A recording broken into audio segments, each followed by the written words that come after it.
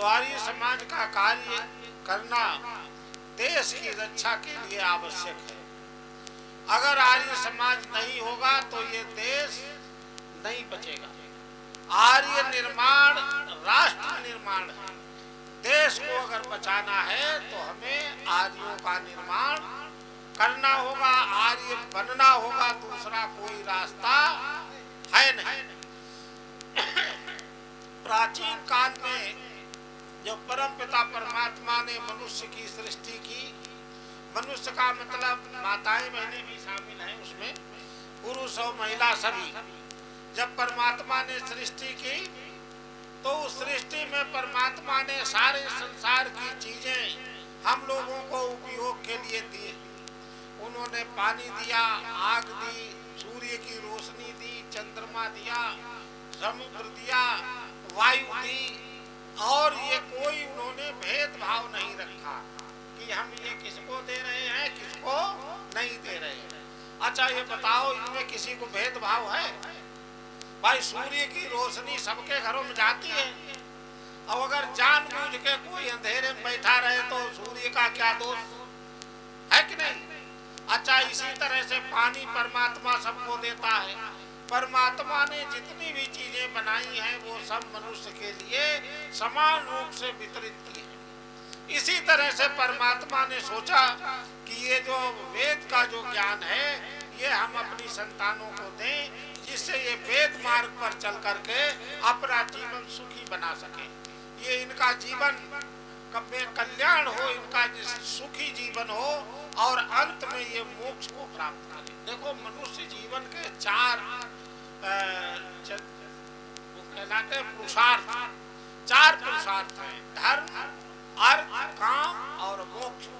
अंतिम लक्ष्य मनुष्य का मोक्ष का है। इसे बात को समझ लो। यद्यप मोक्ष की व्याख्या नहीं करेंगे, लेकिन इतना समझ लो मानव जीवन का जो अंतिम लक्ष्य है वो क्या है? मोक्ष है। यानी हम जन्म मरण के बंधन से मुक्त हो जाए, यही मानव जीवन का उद्देश्य है। क्योंकि अन्य जितने भी योनियां हैं, जैसे हाथी है, कुत्ता है, घोड़ा है, गाय है, बकरी है, भैंस है, ये सब कर्म नहीं करते।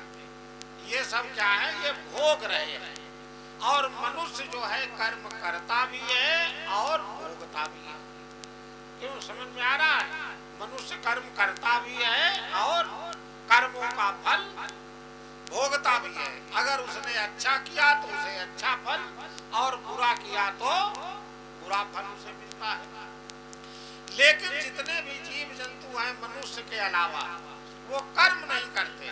जैसे गाय है तुम्हारे, हरे भरे गेहूं की फसल को खा जाए तो उस गाय ने तब भी कोई पाप नहीं किया, क्योंकि वो उसका स्वाभाविक है।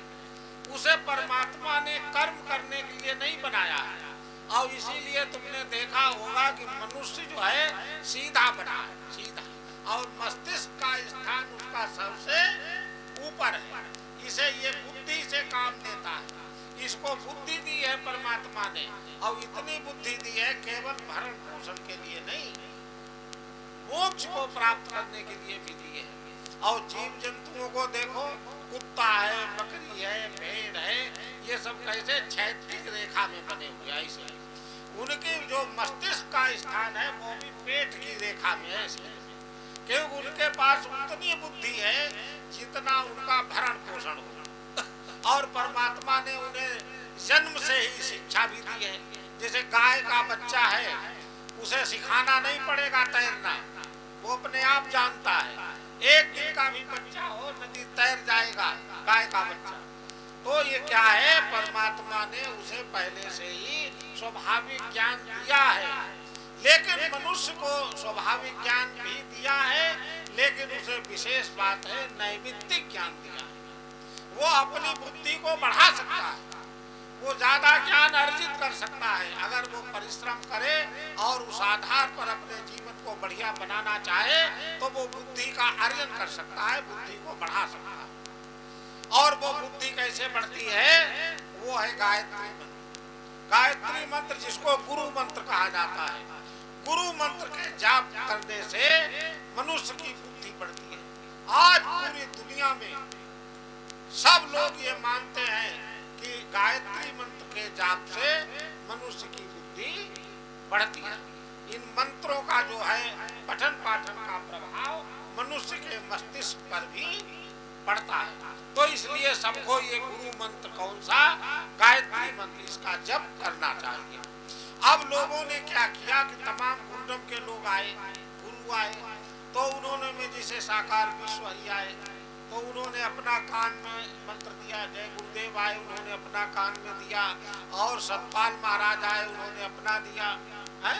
और तमाम इस समय हमारी समझ से 14 ऐसे लोग दुनिया में घूम रहे हैं जो या तो स्वयं अपने को भगवान मानते हैं या उनके चेला उनको भगवान मानते हैं। और उनसे कहो कि ये आम का पत्ता टूट गया, इस पत्ते को जोड़ दो डाल में, ये क्षमता नहीं है कि वो उस डाल में पत्ते को जोड़ दे, इतना काम नहीं कर सकते। लेकिन वो परमात्मा कैसा है जिसने हम लोगों के इस शरीर की रचना की है, आंखें बनाई, बाल बनाए, जिसने पूरा शरीर रचा है, और हमारे खाने पीने के लिए दूध दही घी सारी चीजें परमात्मा ने बनाई हैं। और ये सूर्य बनाया, चंद्रमा बनाया, ये पृथ्वी बनाई। तो ये परमात्मा कौन है जिसने इस सारे ब्रह्मांड को बनाया है और जिसने हम सबको भी बनाया है, वो वही परमात्मा पूजा के योग्य है। अच्छा, वो परमात्मा कहीं दिखाई पड़ता है? क्यों बताओ, तुम लोग बातें कर रहे हो, क्यों? ईश्वर को किसी ने आज तक देखा है? नहीं देखा है, लेकिन इतना मालूम है कि भगवान को मानते हो, ईश्वर को मानते हो, लेकिन ईश्वर को कहीं देखा नहीं है। तो ये बात भी सही है कि जो इंद्रियां हमारी हैं, आंख नाक कान त्वचा जीभ, ये जो ज्ञान इंद्रियां हैं, इनके द्वारा हम परमात्मा को नहीं देख सकते हैं, क्योंकि वो परमात्मा इतना सूक्ष्म है कि वो इंद्रियों की पकड़ से बाहर है। तो एक तो परमात्मा जो है इस पूरे ब्रह्मांड में जो व्याप्त है, जिसने पूरा ब्रह्मांड बनाया है, सूर्य चंद्रमा नक्षत्र और आकाश पाताल पृथ्वी सब कुछ बनाया है।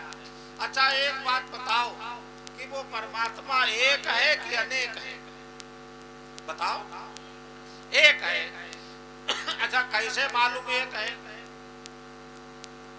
देखो, ये भी हम बताते हैं वो परमात्मा एक है इसलिए कि जो अमेरिका में आदमी बना है वो भी आंख से ही देखता है और कान से ही सुनता है, पैरों से ही चलता है, और जो चाइना में बना वो भी इसी तरह से, और जो लंका में बना वो भी इसी तरह से, जो भारत में बना वो भी इसी तरह से। अच्छा, हिंदू बना वो भी, मुसलमान वो भी, सिख ईसाई जैन बौद्ध पारसी जितने भी हैं, सबके जो नक्शा है, जो बनाने का जो मॉडल है वो एक है। कारे गोरे ये तो जलवायु के कारण हो जाते हैं, लेकिन सबका मॉडल एक ही है। आंखें ऊपर हैं, पैर नीचे हैं, कान इधर हैं, किधर है, तो ये मॉडल एक है। तो इसका मतलब इन सबको बनाने वाला एक है। अच्छा, दूसरी बात, वो परमात्मा कैसा है? चेतन है। अगर जड़ पदार्थ जो है वो दूसरे को नहीं बना सकता है, जैसे चेतन में ही वो क्षमता है कि वो जड़ वस्तुओं को प्रयोग करके नया निर्माण कर सकता है, क्योंकि निर्माण करने के लिए बुद्धि चाहिए। अच्छा, बुद्धि चेतन में होती है कि जड़ में होती है? जैसे ये मान लीजिए कि ये हमारे हाथ में एक पेन है, कलम है, इस कलम को बनाने वाले के पास कुछ बुद्धि होगी या बिना बुद्धि के बना? भाई, उसमें ऐसा तो नहीं अपने आप बन गया, वो अपने आप जुड़ गया, अपने आप सियाही पड़ गई, क्यों? नहीं ऐसा। तो ये कैसे बना? इसमें बुद्धि का प्रयोग हुआ। अच्छा, एक चम्मच बने वो भी बिना बनाए नहीं बना, उसमें बुद्धि का प्रयोग हुआ। और बुद्धि हमेशा किसमें होती है? चेतन में। या जड़ में होती है? जड़ में कोई बुद्धि नहीं होती है। तो वो परमात्मा कैसा है? चेतन है। और बुद्धि मनुष्य में भी होती है और परमात्मा में भी है, लेकिन हमारी बुद्धि सीमित है और परमात्मा के पास ही बहुत बुद्धि है। जैसे जिसने पेन बनाया और जिसने मोबाइल बनाया है उसके पास भी बुद्धि है कि नहीं? लेकिन मोबाइल वाले के पास ज्यादा है कि पेन वाले के पास? मोबाइल वाले के पास बुद्धि ज्यादा है। इसी तरह से मनुष्य ने बहुत चीजें बनाई हैं, लेकिन जो चीजें परमात्मा ने बनाई हैं उनको मनुष्य नहीं बना सकता है। जैसे परमात्मा ने लकड़ी बनाई, लकड़ी आदमी नहीं बना सकता, और लकड़ी से चारपाई बना लेगा, मेज बना लेगा, तखत बना लेगा कि नहीं? लेकिन लकड़ी नहीं बना सकता। वो गेहूं नहीं बना सकता आदमी। गेहूं कौन बनाता है? परमात्मा बनाता है। और उस गेहूं से पूरी कचौड़ी सब आदमी बना लेता है? इसी तरह से सोना मनुष्य बना लेगा? नहीं बना पाएगा। लेकिन सोने से कुंडल, गले का हार, हाथ की चूड़ियां, न जाने कितनी चीजें बनाता है। तो इसमें दूसरी सत्ता है जो मनुष्य के पास है, वो है जीवात्मा। हम सब लोगों में जो सत्ता है जो इस शरीर का संचालन करती है वो क्या कहलाती है? जीवात्मा। और ये जीवात्मा जब तक शरीर में है तब तक शरीर काम करता है, और उसके निकल जाने के बाद शरीर बेकार हो जाता है। तो इसी तरह से समझ लो कि ये जो जीवात्मा भी हमारे शरीर में निवास करता है, तो हमें दिखाई पड़ती है कि कहाँ पर जीवात्मा है। या जीवात्मा निकल जाए तो किसी ने निकलते आज तक देखी है? नहीं देखी। माँ के गर्भ में बच्चा पल रहा होता है, उस माँ को ये नहीं पता इसमें कब जीव पड़ गया, उसने जीव पड़ते नहीं देखा कभी। लेकिन एक सत्ता है, ये शरीर से जब निकल जाती है तो आदमी उसका शरीर छूकर बता देता कि अब इसमें कुछ भी नहीं है। जब उसकी आंखें, कान, नाक, दांत सब वही रहते, लेकिन आदमी कहता है इसमें अब कुछ नहीं। क्यों कहता कि नहीं? तो ये देखो, एक सत्ता तो परमात्मा है, इस पूरे ब्रह्मांड में कण कण में वो व्याप्त है, और दूसरी सत्ता है जीवात्मा, और तीसरी एक सत्ता और है जिससे ये संसार बना है। भाई ये हाथ बना, ये पैर बने, ये मिट्टी बनी, तो ये काहे से बनी? छोटे छोटे कणों से। और ये जो छोटे छोटे कण हैं ये प्रकृति कहलाती है। परमात्मा इस प्रकृति से सृष्टि की रचना करता है, और मनुष्य परमात्मा की बनाई हुई चीजों से अपना काम करता है। तो हम अगर ज्यादा बुद्धि की कामना करते हैं कि हम बहुत बुद्धिमान हों, और बुद्धिमान जब बनेंगे तो इसके लिए से हम उस परमात्मा की उपासना करें। देखो, दुनिया में कोई ये बात नहीं बताएगा कि हम आगे बढ़े कैसे, बुद्धि का विकास कैसे करें। और ये जो गुरुडम वाले लोग इतना जरूर सिखाएंगे, तुम्हारे पास जो धन संपत्ति है वो हमें समर्पित कर दो और त्याग करो, और अपने आप घोड़ा, गाड़ी और बड़े बड़े आश्रम कीमती बना के महलों में रहते हैं, और हमको त्याग सिखाते हैं। चलते हैं गाड़ी में और हमसे कहते तुम त्याग करो। तो देखो, ये आर्य समाज का मंच है जो सही बात को बताता है। परमात्मा एक है, चेतन है, उसी की जब हम उपासना करेंगे तो हमारा कल्याण होगा। हम कौन है? हम जीवात्मा। तो हमको कुछ चीजें ये समझ लेनी चाहिए कि हम जीवात्मा भी इतना सूक्ष्म है कि हम आंखों से, इंद्रियों से दिखाई नहीं पड़ते। ये दिखाई देने वाला जो है ये शरीर है, आत्मा दिखाई नहीं देती है, और परमात्मा भी दिखाई नहीं देता है। और जितना पुराना परमात्मा है उतनी पुरानी जीवात्मा है। लेकिन जीवात्मा का शरीर बनता है, एक शरीर खत्म हो के दूसरा शरीर धारण करता है, होता है दूसरा शरीर। और जीवात्मा इस तरह से नई नहीं बनती है, वही जीवात्माएं उतनी रहती हैं। तो हम क्या करें? हम अपने पुराने इतिहास को समझें, अपना बुद्धि विवेक लगाएं, उस ईश्वर की उपासना करें और अपनी बुद्धि को बढ़ाएं। इस संसार में सबसे कीमती चीज क्या है? बुद्धि है। बुद्धि से बढ़कर इस दुनिया में कोई नहीं। कोई संपत्ति मांगता, कोई धन मांगता है, लेकिन क्या है? सबसे पहले हमें परमात्मा से बुद्धि मांगनी चाहिए, क्योंकि जिसके पास बुद्धि है वो, उसके पास कुछ भी ना हो तब भी वो अपना जीवन बढ़िया व्यतीत कर लेगा। और जिसके पास सारी संपत्ति हो और उसकी बुद्धि खराब हो गई हो तो वो, उसका जीवन कष्टमय होगा। तो इसलिए बुद्धि को अच्छा करना, और बुद्धि को अच्छा करने के लिए हमें ईश्वर की उपासना करनी होगी। हम सुबह शाम थोड़ा बहुत समय निकाल करके उस परम पिता परमात्मा का ध्यान करें। और कुछ लोग गुरुडम वाले आएंगे, वो कहेंगे तुम सामने एक फोटो रख लो और उस फोटो को अपने हृदय में ध्यान करो। अच्छा, वो फोटो तो जड़ पदार्थ है, वो क्या करेगा? हमको बैठ करके गायत्री मंत्र का जप करना चाहिए, ईश्वर की उपासना करना चाहिए। इन गुरुडम के लोगों ने क्या किया? ईश्वर के स्थान पर ईंट और पत्थर और मूर्तियों को पुजवा दिया। और आजकल जो हिंदू दुनिया में घट रहा है उसका मुख्य कारण यही है कि वो ईश्वर की उपासना से अलग हो गया है। ना वो देवताओं की पूजा करता है, ना ईश्वर की उपासना करता है। तो हम ईश्वर की उपासना करें, प्रातः काल सायंकाल एकांत में बैठ करके 10 मिनट 5 मिनट जितना समय मिले उतना उसका ध्यान जरूर कर लें। और यह भी ध्यान रखें कि अगर नहाने का टाइम नहीं है तो ये मत सोचो आज नहाए नहीं तो नहीं कर सकते। हाँ, कुल्ला दतून करके शरीर को थोड़ा साफ करके बैठ जाओ और जरूर ईश्वर का ध्यान करो प्रातः समय और शाम को। जब नियमित करने लगोगे तो 3 साल में तुम्हारे अंदर परिवर्तन दिखाई पड़ेगा।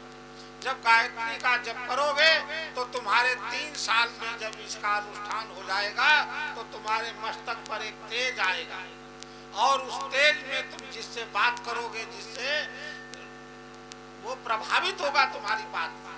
तो इसलिए गायत्री का जाप जरूर करो, और यही गायत्री मंत्र ही गुरु मंत्र है। और जो कोई कहता है कि कान में हमने मंत्र दिया, ये सब बेकार है और झूठा है।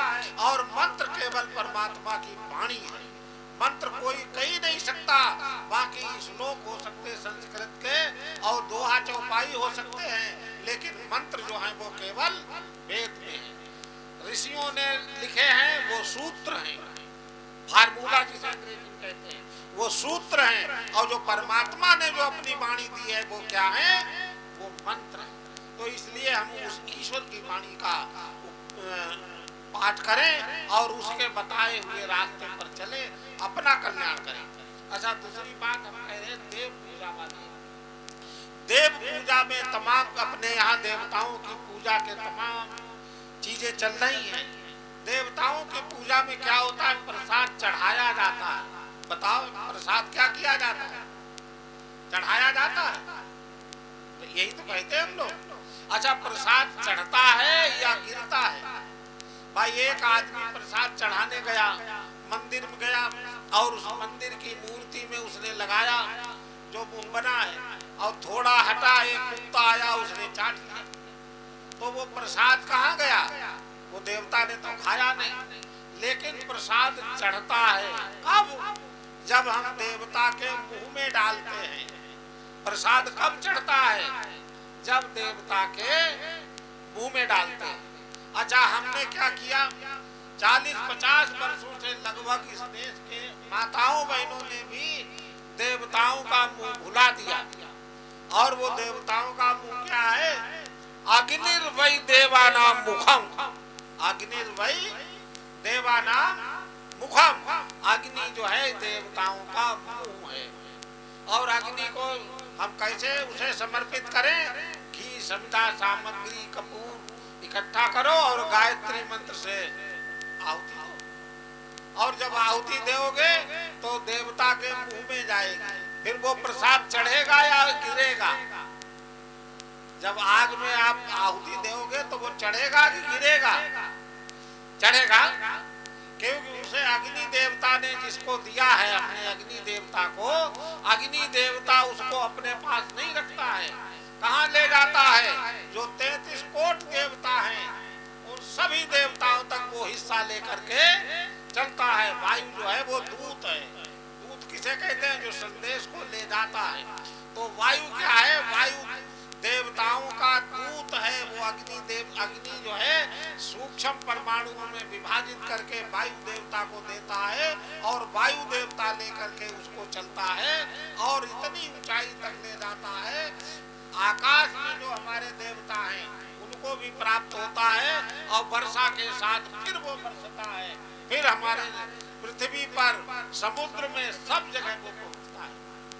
और सब लोगों का उसका लाभ मिलता है। तो इसलिए देवताओं की अगर पूजा करनी है तो पूरी खीर बतासा मूर्तियों के मुंह में मत लगाओ, ना फोटो में लगाओ।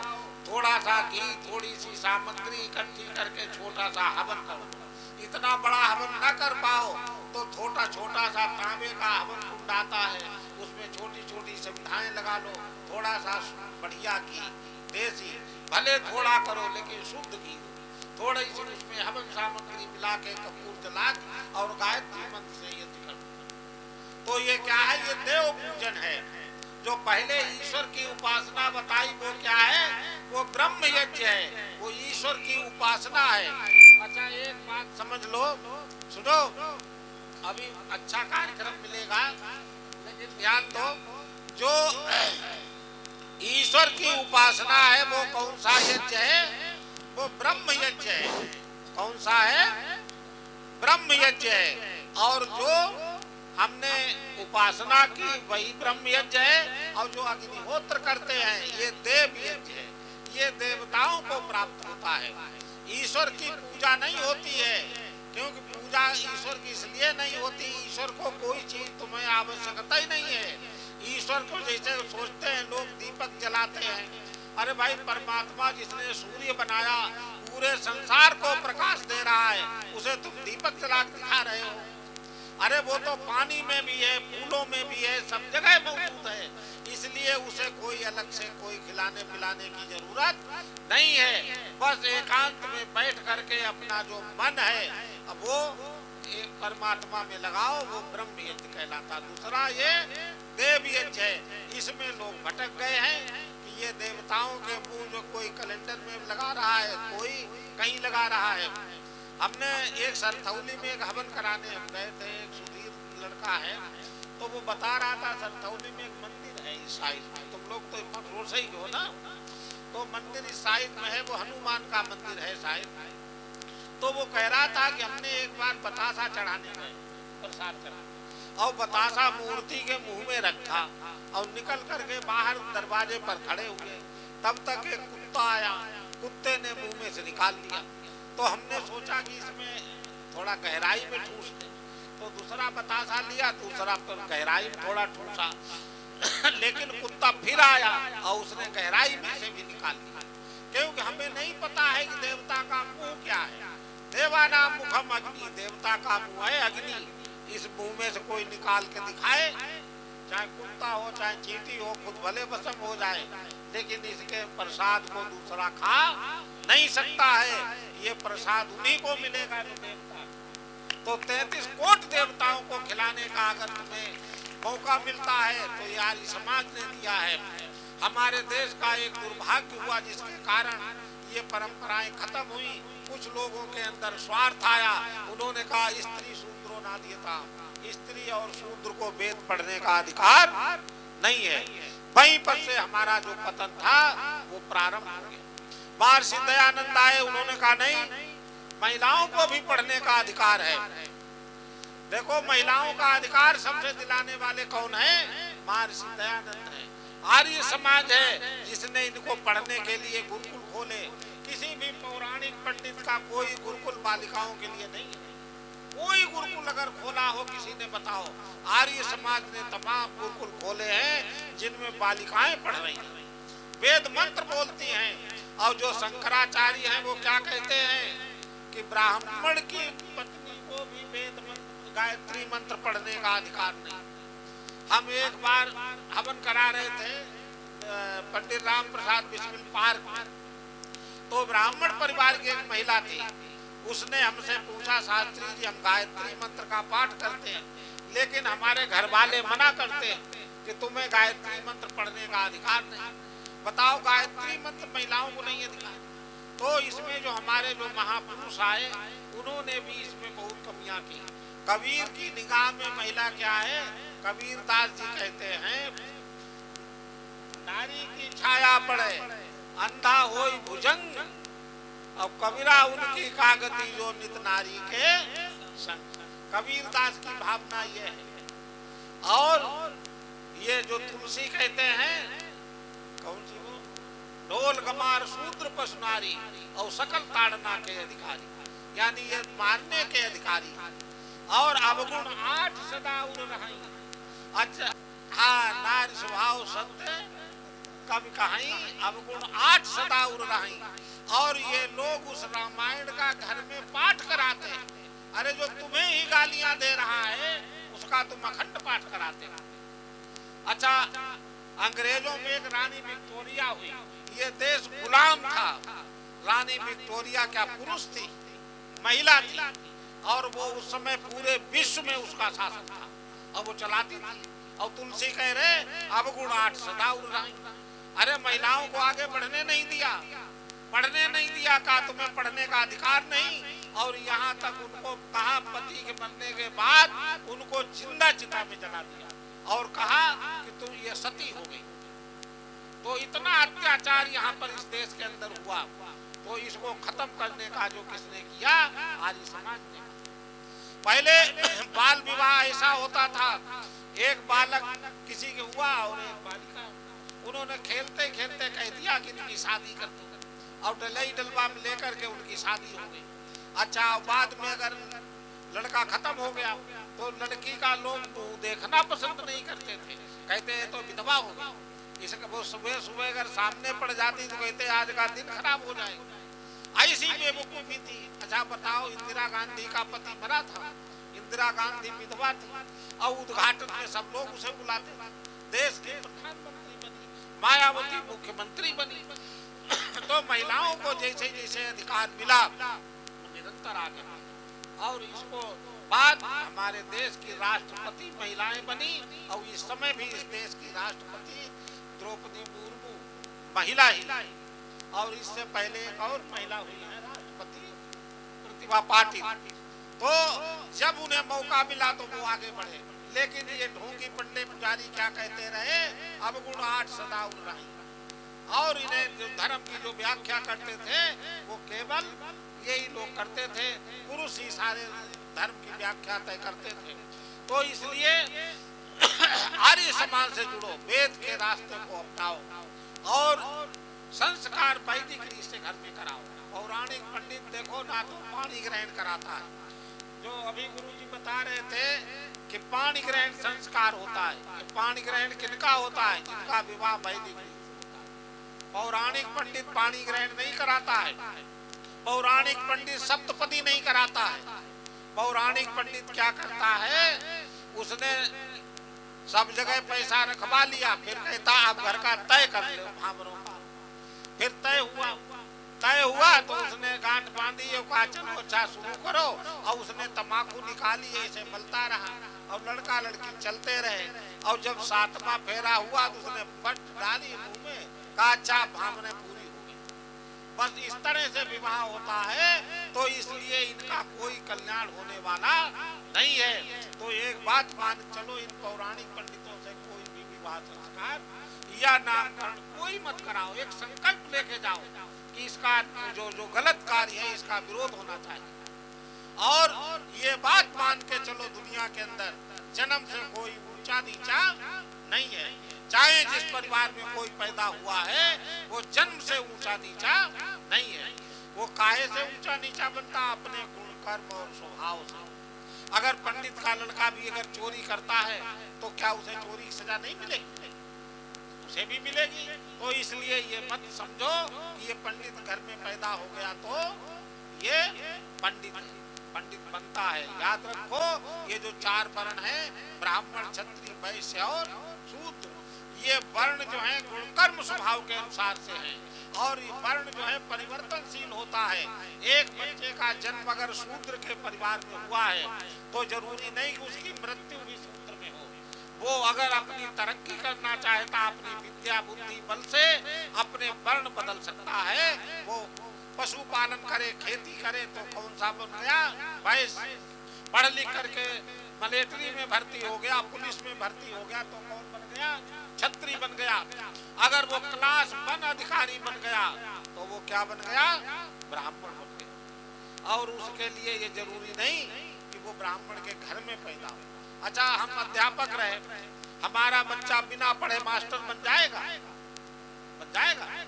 अच्छा, एक डॉक्टर का लड़का अगर डॉक्टरी ना पढ़े तो डॉक्टर बन जाएगा? नहीं बनेगा। या बनेगा? अच्छा, मान लो उसकी डॉक्टर की पत्नी भी डॉक्टर नहीं हो, तो उनके जो बच्चा हो वो क्या बिना डॉक्टरी सीखे उससे कोई ऑपरेशन करा लेगा? कोई उसे छूने नहीं देगा ऑपरेशन के नाम से, अगर उसने डॉक्टरी एमबीबीएस नहीं किया तो हाथ नहीं लगाने देगा, कहना नहीं, पता नहीं कहाँ काट देगा। और तो इसलिए क्या है कि हमको विद्या को ग्रहण करना चाहिए और हम ये मान चले इस संसार में कोई जन्म से ऊंचा नीचा नहीं है। हमारी इस ऊंच नीच छुआछूत जात पात ने जितना इस देश का नुकसान किया है उतना अन्य किसी ने नुकसान नहीं किया है। इसके कारण हमारे यहाँ विधर्मी बढ़े, मुसलमान बढ़े। अब कैसे बढ़े? मान लीजिए कि हमारे देश में एक सैनिक युद्ध करते हुए मुसलमानों की सेना में गिरफ्तार हो गया और बाद में साल 2 साल बाद वो छूट आया, तो यहाँ के लोगों ने उसे अपने घर में नहीं मिलाया, उसे हिंदू नहीं बनने दिया, उससे कहा ये तो मुसलमान हो गया। अगर किसी मुसलमान ईसाई पादरी वगैरह ने कहीं अपना मीठा या प्रसाद कुछ बांट दिया और किसी बच्चे ने खा लिया तो कह दिया ये तो बेधर्म हो गया। और हमारे यहाँ के दरवाजे खुले रहे, जाते रहे लोग, मुसलमान बनते रहे, ईसाई बनते रहे और तमाम लोग इधर आने को थे, उनके लिए हमने कह दिया नहीं, मुसलमान से कहीं हिंदू बन सकता है।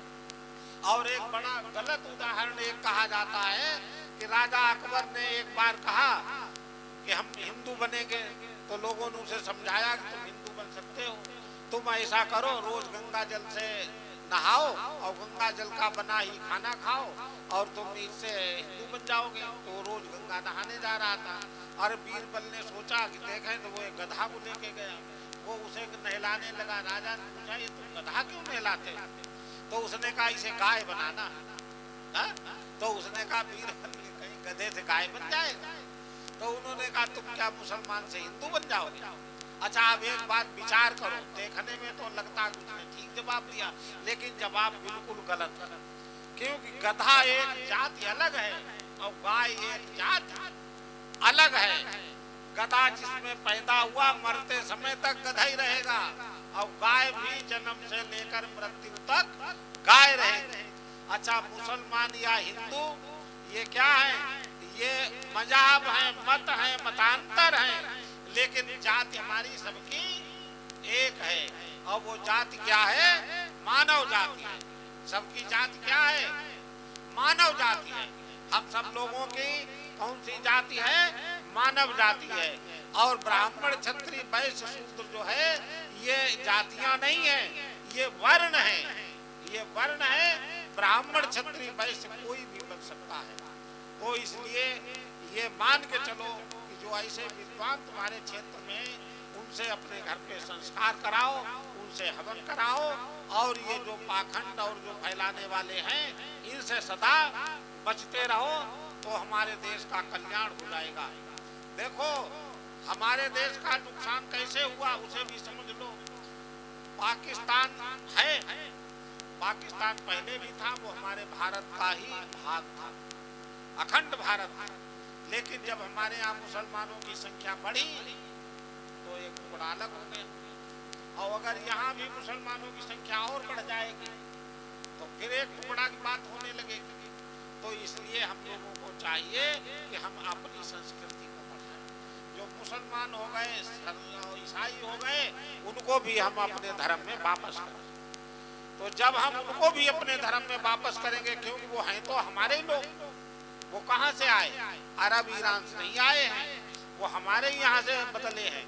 जैसे हमारे यहाँ हिंदू नाई, हिंदू मुसलमान नाई, हिंदू दर्जी, मुसलमान दर्जी, ऐसे तो है कि नहीं भाई? जो मुसलमान हो गए वो मुसलमान नाई हो गए, जो मुसलमान दर्जियों में से हो गए वो मुसलमान दर्जी हो गए।